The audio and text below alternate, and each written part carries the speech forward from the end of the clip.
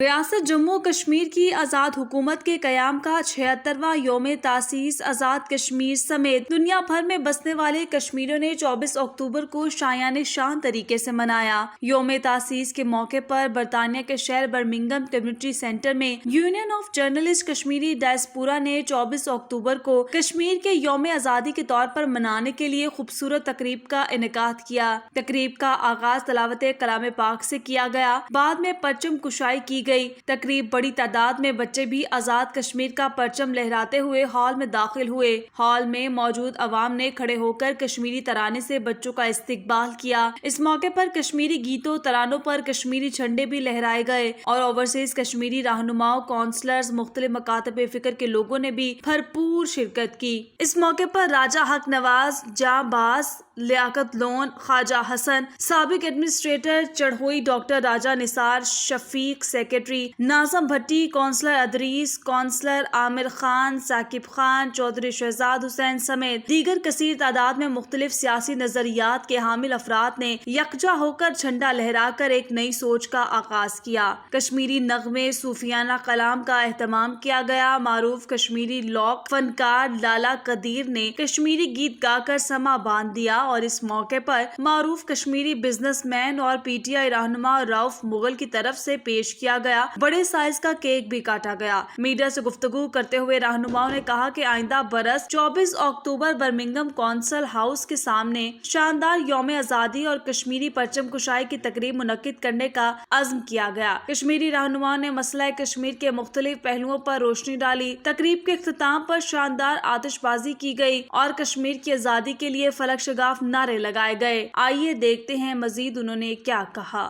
Flag of Azad Kashmir United ہیں، متحد ہیں، کوئی تنظیمی بحران نہیں ہے، کسی بھی آرگنائزیشن کے درمیان کوئی لڑائی نہیں ہے۔ تمام کشمیریز جموں کشمیر کی آزادی کے ایک 1 پوائنٹ ایجنڈے پر اکٹھے ہیں اور ہم سمجھتے ہیں کہ یہ ہماری جدوجہد جاری رہے گی اور آزاد کشمیر کے تشخص کو کسی بھی صورت ختم کرنے کی اجازت نہیں دی جائے گی۔ جو آج ہم سب کشمیری اکٹھے ہوئے ہیں فلگ ریزی کے مسئلے میں، انشاءاللہ آئندہ ہم مانچسٹر میں بھی بہت بڑا ایسے ہی فنکشن کریں گے اور راجہ جنگ باز صاحب کو میں خراج تحسین پیش کرتا ہوں۔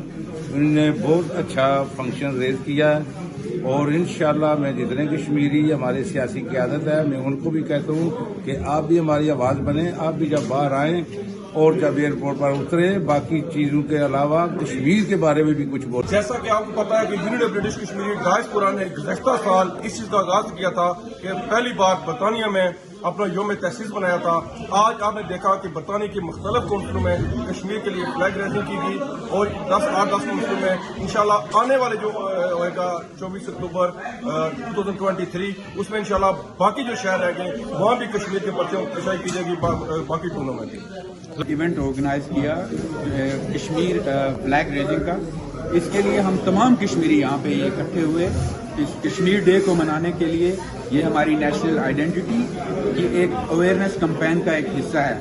میں تمام ڈائسپورا کشمیری کمیونٹی سے یہ ریکویسٹ کروں گا کہ وہ اس طرح کے دن منا کے اپنی آنے والی جنریشن کو یہ بتائیں کہ ہماری تاریخ کیا ہے اور اس تحریک کے لیے جو ہمارے لاکھوں شہداء نے اپنی جانوں کا نذرانہ پیش کیا ہے اس کے لیے انشاءاللہ ہم ان کشمیریوں کی آواز بنیں گے جو سری نگر کی گلیوں میں پس رہے ہیں۔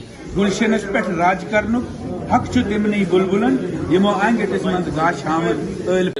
کشمیری کمیونٹی نے یہاں پہ فلیگ رائزنگ کی جو تقریب منعقد کی ہے اور اس میں یوم تاسیس کشمیر کے حوالے سے جو بات کی ہے، یہ تمام لوگ یہاں پہ مبارکباد کے مستحق ہیں، خاص کر جان باز حق نواز صاحب۔